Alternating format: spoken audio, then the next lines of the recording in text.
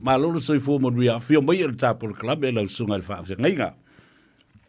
Ia, le suafa man malo Yesu Kiriso e o whalofa tuai i le whaafunganga tapua a si o tatou atunu pele Samoa. Sui sunga i whaafengainga ia i whata whaitaulanga e fia. Ia le tapua inga tamama tina matua. Ia pa ia lasi o Samoa mai maunga te tele se ia o i maunga iti. Ia pa tulou lava o le ale o i eisi tala le whatauwa. E o whalofa atu fo i whatalofa atu i nau fionga Savea, ia le teitai o le Polkalama. Ia e maise fo i le au nanga le Radio Samoa. Ia i le lau mua tautaua i au kilangi New Zealand. Ia sauno ia lau sunga ia o le whatauwa ia Freddy Sooalo. Ia mai le lalafanga o Samoa e savai. Ia o Safotu. Ia o Avau. Ia ai whapena fo ia i tula ele mwhaleolo. Ia malo le tawata i malo le seifua manbia i lau fionga Savea. Malo paul sunga i lau sunga le whawhengaika Reverend Sooalo. Nā lo whalongo laf, ia Reverend Sooalo. Ai maova ai clipses fo i nisi o teimi a mai ei tala fo i vai whanua mai Australia ma o whawa ai articles ma nisi fo i o penga tu whailangi. O le ale kalesia lea te tausia Reverend Sooalo? So no ina e lau sunga ia o lo whapena o na walawina e lea tua e tausinu fo i nei Melbourne. E kalesia o tau o le Yesu le manu. Ia o le headquarters fo lea ia o le ofisa tu tonu lea. Ia o le viinga o le tua ia o le taitaina ia le palapopitonga i tono Australia. Ia New Zealand me Samoa. Malo, whaftai o lo winga la o lo whaululu ia te oele ta whatolu lea o lea fo i tapu inga. Ia whaftai i le tua ia vanoa le lei o lo whaungai nai ia le soifua tautua. E le ngata i ainga e mai se lava i le kalesia. Wa leva la ona whaatuina le tapu inga lea. Ia, sauno hina lau sunga wa ova malilima tausanga. Ia, tanu ona sa ili fo i le tua ma ngā lulu e ai ia ma nisi o le tino keri soa wau. Ia, it's tonu fo o le neita le tununga. Malo, whaftai, ta ua tele. Mai o tonu fo o le ase tele o le e kalesia ma ni ma ta fale o iai i Melbourne i le teimile nei i lau lafu mamoe. Ia, o te loa pe la talata i le 5 le whaingo matawhale. I. Te teiminei. Ia, to tele lava lao na ialo ma whanau o tuplang talavou. Ia, o rungari la iti. I. Ia, ma tula toa foi o le atunu i nai tamama nei tina mātua.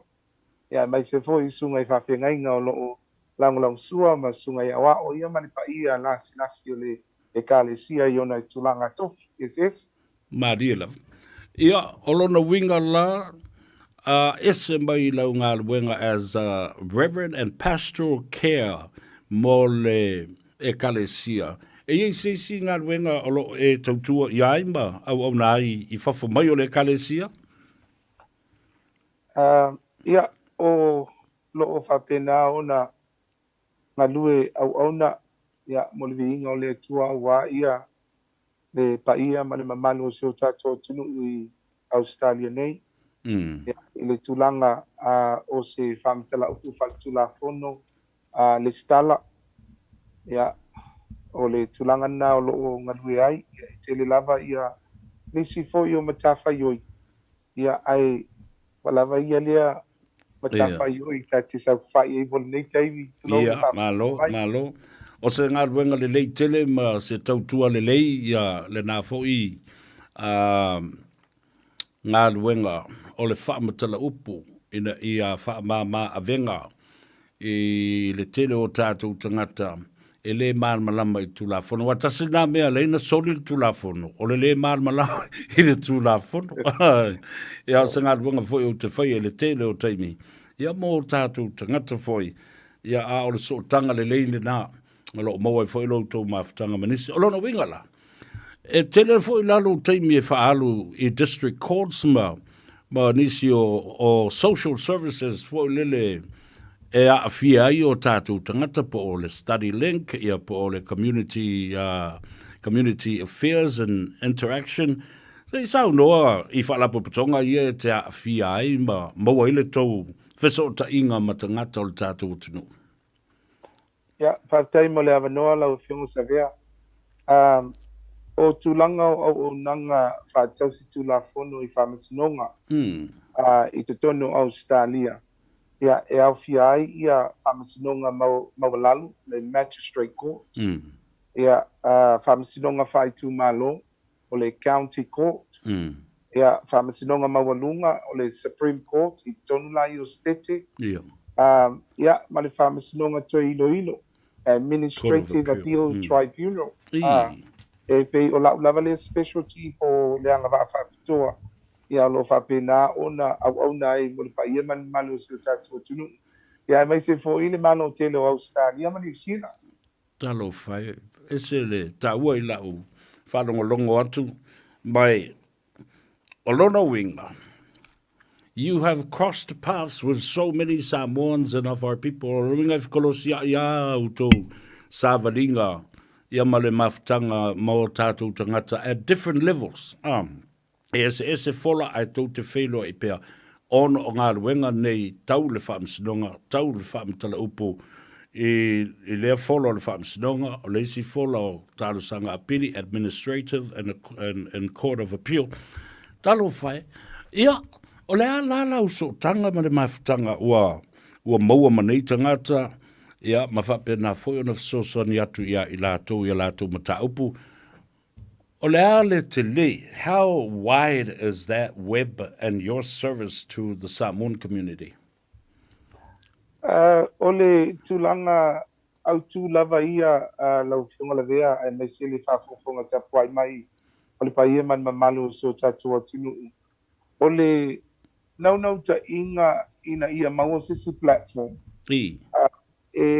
O le paenga mo mua lava e pei taula ia silangona. Ia mawhai o na ofi atu le upua le atua I o mātou tūlanga whawhai whi au. I to tonu o whamasinonga. Ia I to tonu o matanga nuenga le mālo. Pe ia ofisa o leo. Ia o ofisa wha o sala le mālo pe o le Office of Police Prosecution. O le ofisa lea lelo whalipuipui. Ina ia mawhai ona toi fuata ina. Ia whinga ngalo foi ma soifua o nisi o le paia ma le mamalu o le atunu. Ia ele ngata ia ina tau wa whama o nia la tau so tu la fono. Ia o nisi o la tau o lo o tō laulawina pia ia tulanga o ilo ilonga o ni molianga. Ia ai whapena fo ia ina tau wa whatu a to ai tau nu watu I a ao o leo. Ia a wale susu e ina o mata abu whapia. Oloro winga la sa o ala utala le na vatu. The pastoral care mo tātou tangata tāua tele wafoi. O le teimi e wheto ai e wai whai ale ula vale o le tangata la tauia. Ai wheto ai lo ma tu la fono, wha ngāre ma losi o tu la fono. Ona uma lole o le fio ula vale. Ai pere siu. Ai ona tilo lola ia lea. O vava ai vale a o sa ili wheso sohani a o ai se tangata e mapu iai lona. Nona le mautonu. Mono wingo ngalunga umalawa nei Reverend Sooalo o lo o tau so ta iaima tui nā tuai lau so soani mo I lātou nei?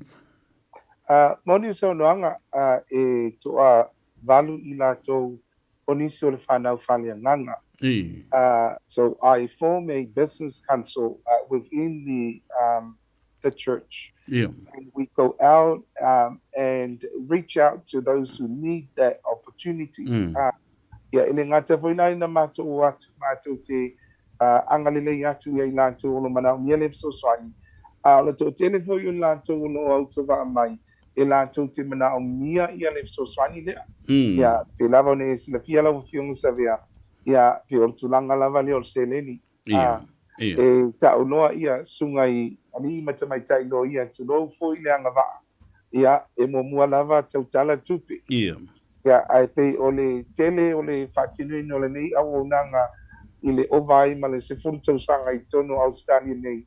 Ia e tele lava na whainunga o le alofa, ia ma le upua le atua, ia ina ia whapena ona tau si atu ina ia nganga. Lo na mia le so swan. Ola no winga la soalo I lau saunanga, Reverend Sooalo.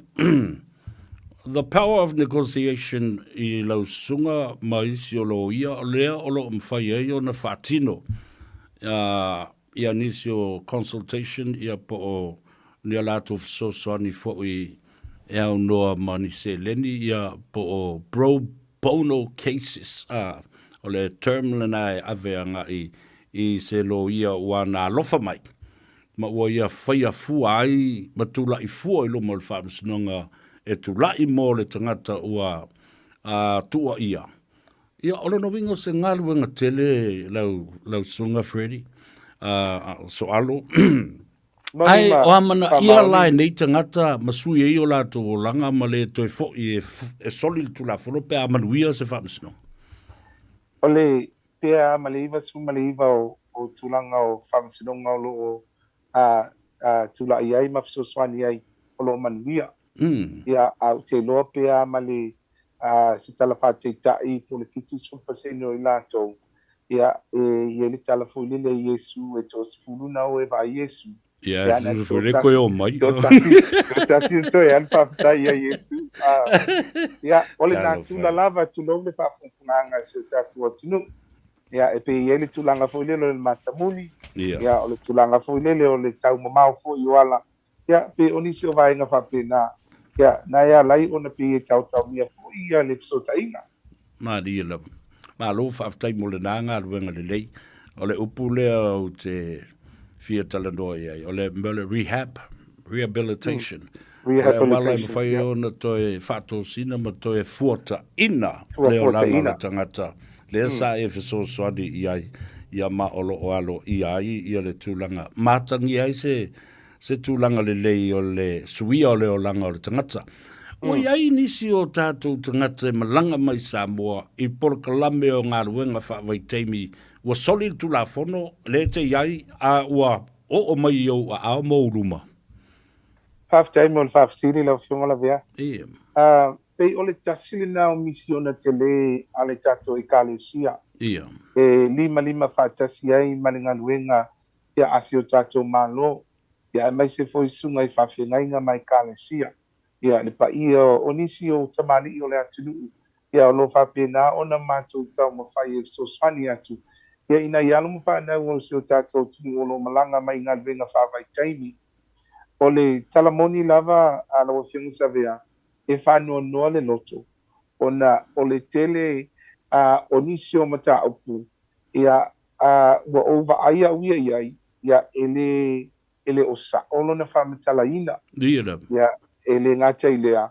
Ia e whawi lunga o la ngona. Ia tulanga fui o tua inga. Ia o lo fausia I e la tau oe o lo whaia Yesu swenga. Ia male tulanga fui lele. Ia o lele ai o ni whamao ninga. Ia o se amano fui lea e tawa tele nei amanoa whaaua ua au mai e lau fionga. Ia e tutua lalo ai se o tātua tunu. Awa te ioi. Awa fue te tali. Ia I tulanga fui o suswenga a leo leo. Pe a whai e tele I whaia. Pe a whai e tele o mautinoa.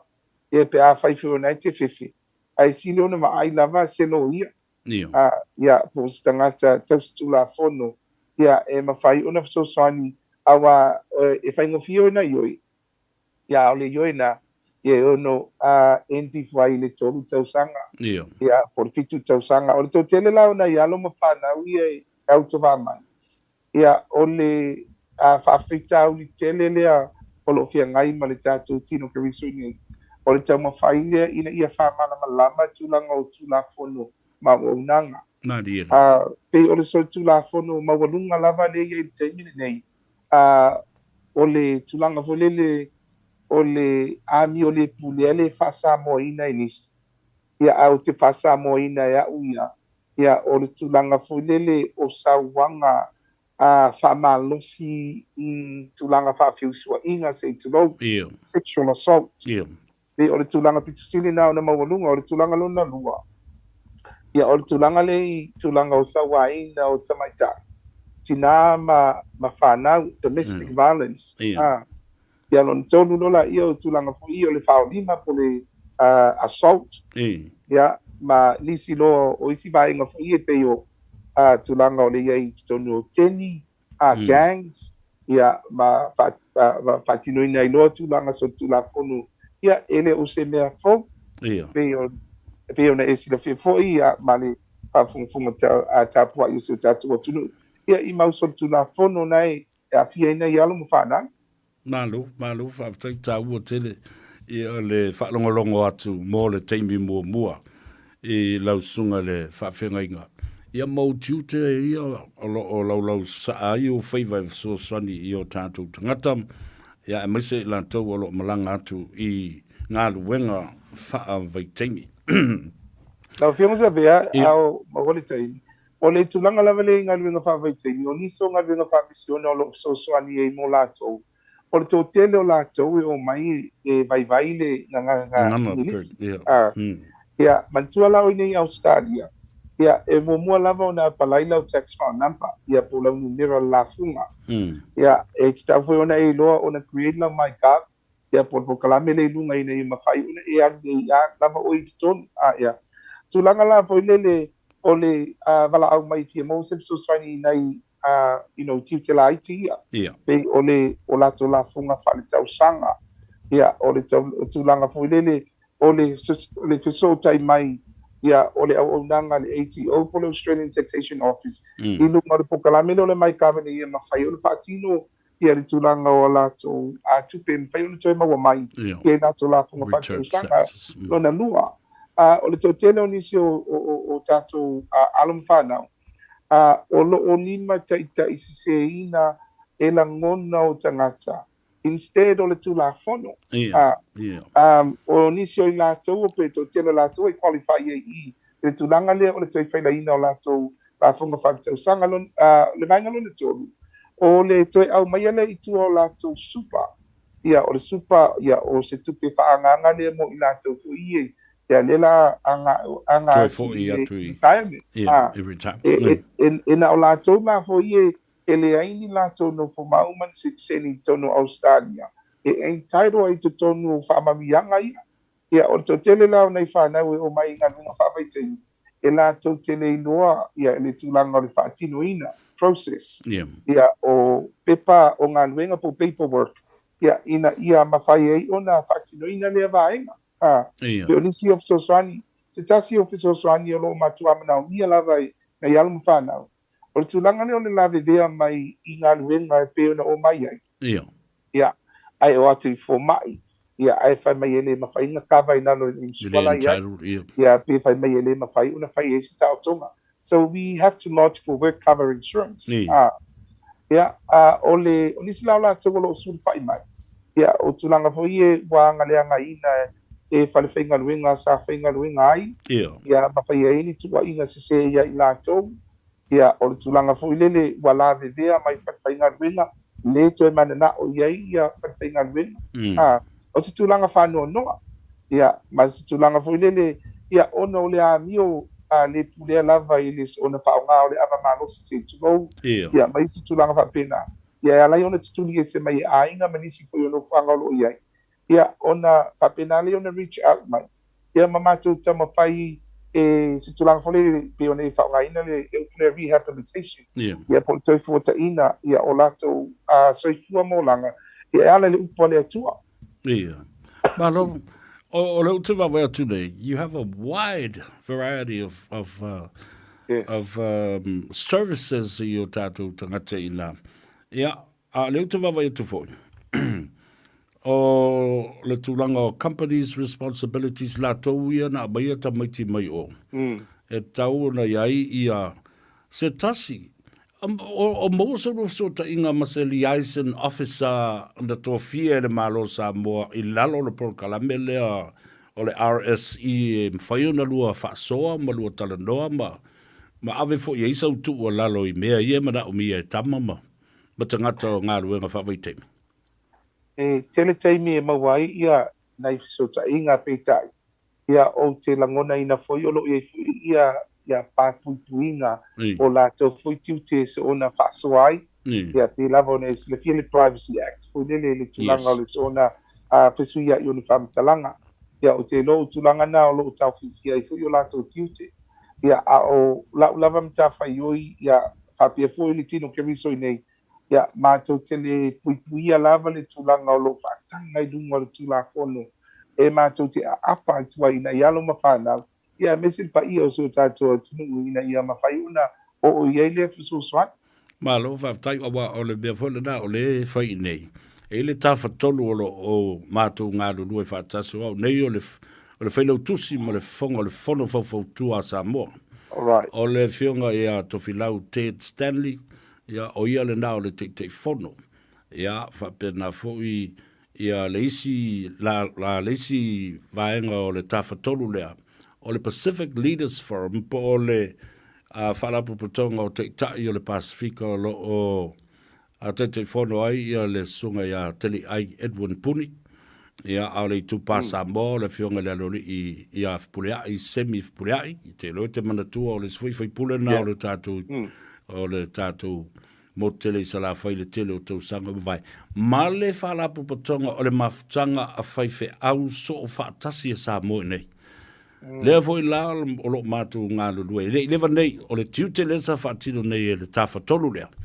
O le tāpenanga o le Memorial Service mo I la tau I na maali liu I le whaalavilave le na tupu I lalo I Rama I Bombay Hill. Maali liu ai I a tama e tolu o le RSE, o tāpena o Samoa. Lea la foi lau te mawai atu. O se tūlanga foi le nā o le nā e te ngalue ai manai nisi o lau e kālesia e whesosoani. Awa, o lesi mele tu lai mai nei nā lai ona au whai atu le a whionga whole konsula a le tātou mālo I nei. A ton wele o lava I a liaison officers, whaftai o le nātou te whaia isi tiute. A whaila e ono afe, fitu afe I a tama whanau o Samoa o mai lalo I le RSE scheme. E le tai ma whai e le tangata I tō tasi o na whaaso o Australia I whaato anga ma mea I whewa I ai. E tilo I whaafita uli o lo whea ngai matangata whaingaluenga nei. Le lucky. You have been a cushion to feed on and lay on. E whaalango atu. Ia te utou I le au whaingaluenga. Ia ma le tino fo le kalesia. Ina ia mawhai o na tau maua. I se fsoswan ia se sila la. Alu ese maili tangata na I nei sila. Alu ese maili tangata alu e whailana lana lela sau e whaila na visit I po la nasi singa I lunga nei e tolu vai aso e sau a wafo e lima hafe tangata whaingaruenga e tau na so o le lei ia no vinga o le tolu vaso whaina on the road e le whatu ato e fo I lona ainga a le aso tali tonunga le whaafonga mai te tai o le atunu I se tulanga I whaiona whaingo fie ma avenga I le toe iai o nisi a liaison officer po o le tō fialo I o lau sunga le whawhenga inga. Mani vāenga o tangata o tō ngā lurue. A fōtu I eile nā vāenga. As a liaison officer, a pastor and a pastoral care, all in your hands. Tātai lau whiunga Savea. Ia, ona e tautala lava male ava man pālo alo. Ia, ona ele ia te au fuiseanga tonu. Ia, I tulanga foi. Ia, o pulenga I whaiunga I le wā whare malo. Ia, au te no na ua whaafunga mai lo whina ngā lo whaalia. Ia, I le nei afi. E whaafunga mai konsula. Ia, o te no la ta mau whaatasi e iei lo whina ngā lo. Ia, I le nei afi I le tulanga. Ia, o vaenga te umana e whailua I le paia manu o Samoa. Talo whai. Ia, wa e sila I nisi o employment contracts a nisi o tama mo tene o lo ngā lulua ina? O lea lava lau whiunga Savea. Ia, wa sila la I le mamao le mbele o te tala noa atu ai. Wa e tā ua tele le malama lama. Tasi lea mea. E le malama lama o le tama ma le tene I lana employment contract. Second, what is the job description? La lo tuta me ele na fa pe o le seni o lau konkalaki le e te tau na fa malama I tangata nei o me e tau na whaia o me nei o responsibilities nei o me e ona e matanga luenga oi po o le company o au ai a tatau ia le mea nea leina sori e tagata le tulafono le malamalama le konkalate le malamalama e tulafono ia pei o le mea lana i lou talitonuga na o le malamalama soalo Savea lau fionga a whawhongwhonga te apuai fo isi o tātou atunu. Ele o se te mai whawhita uli le tūlanga. ia O nā pei o nā o le tu e tasi lea e whaino mai i le te tau na malama lama i tūlanga o ai aina. Terms and conditions of the employment contract. I ilesi tu, it's how we make or how the law will make both parties accountable for the agreement. absolutely E tā ua tele lale vaenga lea. Ona e ui ina a watu e whaliwhainga nuenga foi ia tūlanga o ai inga ma ta iala i lunga o lato pepo ngā nuenga. Ai olo o iai fo ia ta mafu i o vai laina na iei lana. E ma whai ona lato suia. Pe o le whanonoanga mua na ona nei te tala le vaenga le na lona lua. E le o ma whai ona o atu le tūlanga o le sonia ai o le tūlafono e se employer. Ia i tūlanga o fisa la tau te ngawhatauli maila. Ia le monitoring o le vaenga lea. So this is one of the biggest gaps, in my opinion, in the scheme. There are no measures or control measures to make sure that both parties are equally accountable when something goes wrong. Yeah. Absolutely. Pe o tulanga foi leo le atu ngalunga na o so whatawaa ia ma o te whaleo atu foi e whaimasui o le pa ia mani mamalu si o tatu o tunu o lo ngatu lima whaatasi ne ime o le pone o le popole nga o lo o foi lele o lo o afia soi fua o alo mwhana o le atu ia o le foi na tupu atu whalawelame nisi o nātou ia na malili watu nei ia pe so masina lava le tulanga le iai o le fesili o le te fesili ia ia o afia ia o le tatu wautilo iai ia ini ta iala e mawhai o na pui e le saunga le mule lei o na ialo mana ia tatu whanau ia aua ni toi mawhatia nei mātua maainga ia a walalafanga foi o lo tatu wai mai. Yeah, it makes it for Itato having measures to measures, the responsibility. I believe is a crucial moment for this program because I believe that this is the biggest gap that is there in the program. Ole sila me leo tatal no leia Reverend Sooalo. Ole mea o te ofo ai. E leo ni tamaiti mea i o mai Samoa. They are adults. They are married. They have families. Yes. Now, for 4 years, what I'm looking at is the ill-disciplined behavior and misconduct on their part.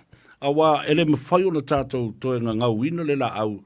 Ele o ni tamaiti mai tātou whaasau whawhai mai luma I ai o ai pe o le lai o ai tamaiti. Wa lato I loa le leile mea. Ana paua la le mea te tau na whai is the capacity to monitor them through a system. Ma seisi tangata.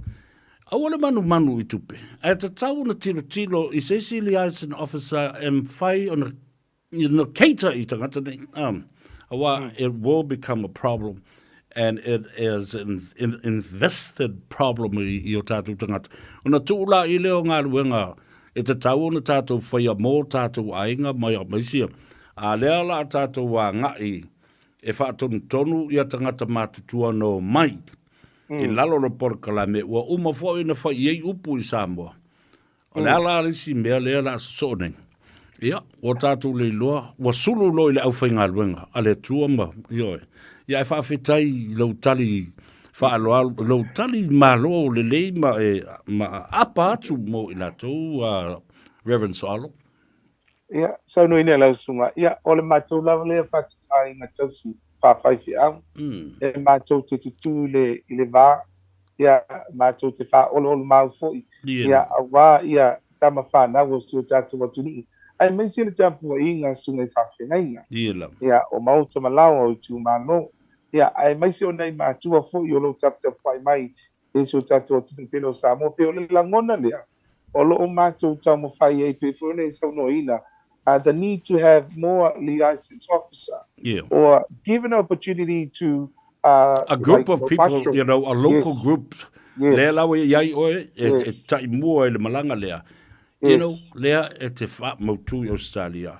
Avatu iai wale mefo na leo talo sanga i nei au latou ia. Ina o tula i mei wha levelevele na i tamai. Apa mai le fionga le konsula malona ofisa. I le fono fautua Samoa. To lead in this case, I've already mole tau mawhainga o le tātou memorial service. Na matua I tumu I le mauta o Samoa. Ia, ma fia fo I le whanu fautua, ma te tai o le Pasifika, ma le mawhtanga whaiwhi auso whaatasi. E a pātu, wao le teimi le tātou te, e mana mi ai tangata uma ina I afsosa. Nanga ua oti, mo whi oti tangata.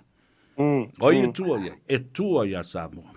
Amen. So no ina lau sunga o le tāua I o le vaenga ne te ne sau ne le pastoral care and welfare services. Yeah.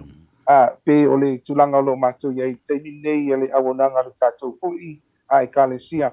O lo mātou whaipaanga ia ma le Fines Victoria. Ia o le matanga nuenga e la tau te whao o sala pe la o tulanga I o traffic fines, ia o court fines. So I am one of the trustee directors. E mātou te I toi ino ina ia sala nei. Ia ona mai ia tu I lalo le pokalame lea o te whātau tei e ta o le Work Development Program. Ino atu I lalo ta iala o le Work Development Program o la e anga ai. Ona mātou ave sea mai na ia o le whai lea. Ia mai ne anua I o tupe ia e tinga ina ia lātou e whaingaruenga ia matau sia ina I ainga. Ai tu ai no lalo I ai o mai lai whai mo no community service penele mai pe o le moanga o le vao ia the community no ta vale ma tulanga pena ia ai ave ese mai ina ia le tau o lato sala ia ia ave ese mai I fa manga loai o ni se na tu no atu le ono spuafe ia la tele valu spuafe la tu sala ia ai be se la ina ia long fa na wi o mai le ina iseni ta si le va ina fa tau o tele I so langona malipano ano. Whai lo abjabani. Yeah, it's a one fight on the license Samoa. Yeah. By one of those 24 in some cases. Not all cases, but in some cases. Yeah, it's down convert to the local license.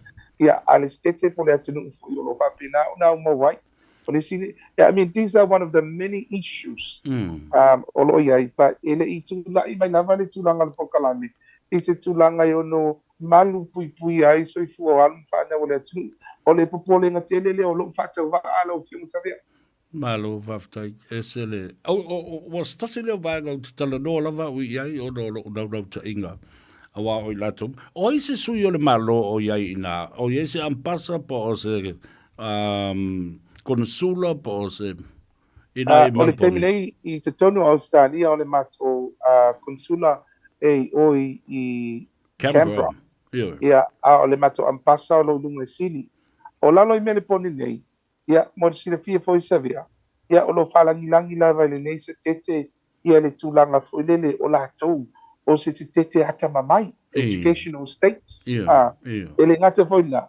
O lo o mita ma falangi pa mai o la tou o se taulanga kito sili ia ona tauta ua ma whaingofio ona no whaitanga te nalangi. The best city in the world.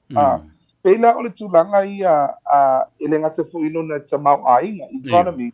O lo o attract mai ai ia nisi o tātou walma whanau. I mentioned pa I o tātou tunu o lo migrate mai nai nisi na. Inei na pone.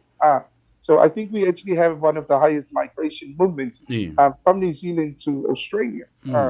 E pela o I foilele e tāua ilau sau nuanga le iai. Ile ngā lulue whaatasi, ngā lulue whapaanga, ia ai mai se foi o le lima, ia I tūlanga e ono maua ifso soani, ia mo le tātou community. Le malo whaftai tere lau sunga le whawhengainga, Reverend Sooalo.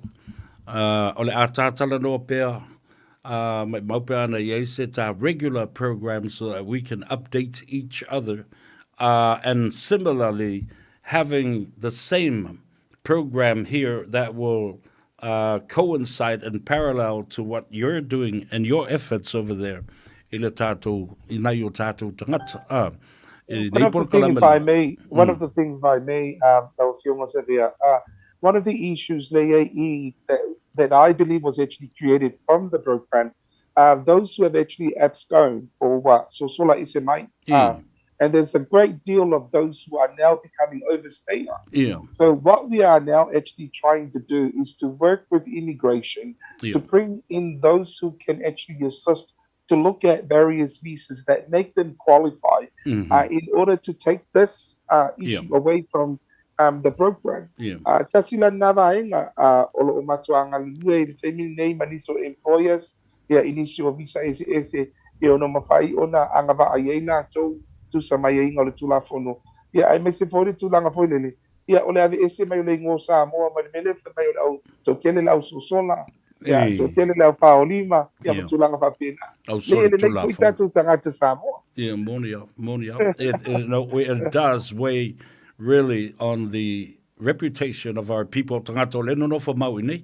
awale tasil na por kalambele sa fa nga solo nei ma o fautu ai fo ile mamalo le tunu wa uma ona fatu ona fo in the photo I know to tangata whainga ruenga no mai ele vai taimi o whainga ruenga mo la tu le sene mala whapena awa tau te whaarawe lave i le mea no mai I tangata whainga ruenga awa le mea o le o au mai a inga au mai ia tangata ia la vevea ane ele awala o pāti ma mea whapena ai te sira fia lau sunga le whawhenga. Inga la whai tātala whale a inga. La whai ka kala wha sa maunga ma ka kala wha sa whok. Me taua. Ia le utu lai mai fo ia le sunga ia Moses. Tasi fo lea tofi mawalunga I tono le tai tūmalo o ngā ngai maunga ma ngā ngai fo maunga. Wa vea ma ati kopo o se paanga tō tino te wae ma te olo na mao ma te sue tupe a wa e kalesia ma te mafuta lava ma fatasi ma le whiunga fole ati kopo o inisi o le tō sotanga I Samoa olo inei il tātou nuu I Samoa vanilla saunoanga to foi o pe foi le o seu tamai ele sabe matu ole nu olo no wingo e to foi mai o le atri o Sooalo toafi na ton lava talo fai yo man o te natula langa o liva te sanga na te manatua ma le atu I Samoa I le tele o aso ma pe atu ua le aonga tai atu ia le atua alo grandfather ia Sooalo to vau o lo taba matua la Sooalo polo ia o kings now o le nu o sifi now Sooalo intia ma Sooalo polo o le auso talo fai sa matu ia nei I whainga o tātou nofo ma Sooalo keni ma Sooalo boka ai wole ai nisi wa so tina ya mini ma na o salo sa o felo ia oi foi le si te mai tai le sa yo o maliali le si te mai tai po maliali na no foi si I tutuila na no foi tutuila ma le te mai tai sa o walwatu le maota o iai o ngalo te ulingo o musu ia le na la talo fai ia se vava aila I tau ia vaftai le tua ia le fo fa manuia melta ainga ia matau ave le swafa so alo lo tatu ainga ma le no ma le tu malo ia vi ia lava le anga le tua vai fai le tua a wala tata feloa ia amene so alo so alo le ua ta feloa ia ile nei aso ia mbole atu lau le tau selu atu soalo o e fo yo te bimita ai o le lupe whanele le tātou a inga ma le tātou nuu ma le tu malo o le ata ngā lulu e pea na whai le tu o le awala lea soalo Yo, wa le no sili atu nei a manu. Se a lo no vinga tau mo Freddy Sooalo, no te lo o tino mo ato. Ya le wa I wana sa of ke lo la. Le wa umarka interview ala Afrika kala fale ai ngape so ta ngafa. Oi, so talo fire. Ilo uso. Wale lei. Ma moli atu le nganga whaftai. Tā te whelo I pea. Ma a maua fo se tā regular updates I aso le vai aso. Ia wana wa sila mai. Ia o le uto e whaatulanga e le puleanga a le tio le au whainga ruenga. Ma ua to e whai aile por kalamfone ua whaingoina ole nganga ifo o whaiva o Samoa. Mai le aso mafua se o mai le aso wharele. Ia le ala o mai le aso tōna I o le tāna o awa wa sila la lau sunga le whawhengai. O ono aso le vai aso. Ia, malole tautua. Malole tautua atunu. Ia, la fuatu le nai tu vai e wha manuia moi I mo si o tātou ainga lo whawhonga atu ia mataputapu I atu I o whaiva. Ia, matawa lunga ai ia le tā whasoa nei awa uri o le asto na. Ia, le lei whaftai lau whionga Savea ia po lau skalaina Freddy Sooalo. Ia, o le anganga whaftai le tua. Ona wawa nua le au maua. Ia, e whapena una moli e toia lo whaanga. Ia, I le alala whanga pele I Samoa. Ia, le fio, ia, la flainga Sooalo. Ia, whalwhai Samoa. Ia, whapea fōi, ia, le tapua inga fōi ia sao. Ia, nalo le pangwani.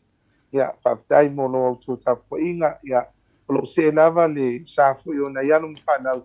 Ia, wa lava le tautua ina o le tua. Tautua ina o se o tātua tunu. Ia, ai mai se fōi, ia tiuti mawhaiva ua walawina ai. Ia, I nei fōi no whanga o mātou no whai nei. Ia, mone atu fōi whaktai lau whafonga angata pai Samoa. Ia, e whamanulu atu ai fōi, ia se upu wasala le whafonga anga. Ia, manua vei whale, e tonu lava le tangata, I ona langona. Ia, e mātou te manu I lau tō whautanga, poto mar whautanga o. Ia, mo le tua lo whaanga, ma le nganga whaftai lau whionga Savea, ia, o oe leo se tu ofe, ia, lewa maua tā whelo inga, ia, e au ngofie lava le whatawaa, ia, tā te lima fo inisi o vaenga, ia, e peo ne e whingangalo I olo tele, tūlanga o mata upu tā ua, e tau na longo puyani iai, le pa ia mani mamanu o Samoa, ia, le ngā te leo le mātou iai fo I nei, me le pone nei, ia o walanga e tele na o kawaina atua, Australia atua, I o istemi wa ulele atu nai New Zealand. Ia ai... Longo mai pa e tau no wailo sa. Ia ai whamanu e tele le atua, e whafupa anga si o tātua tunu. Ia mai se whai lau whionga Savea, ia manipule o le tātou ala leo. Alo whaftai, ai e whailoa I ane, alo whātu I leo so alo tuptala. Ia, so alo manuele, ma outou uma, wa loa tau sanga tātou te lei whailoa ai. Alo whatele mo lau sunga I whai whiau. Tātou whailoa I le vaso. Manuia sa pati a tai au whaftai o tā whailoa I ai whaasoi fuia I manuia. Ia, soi fuia. Ia, alo whatele atu.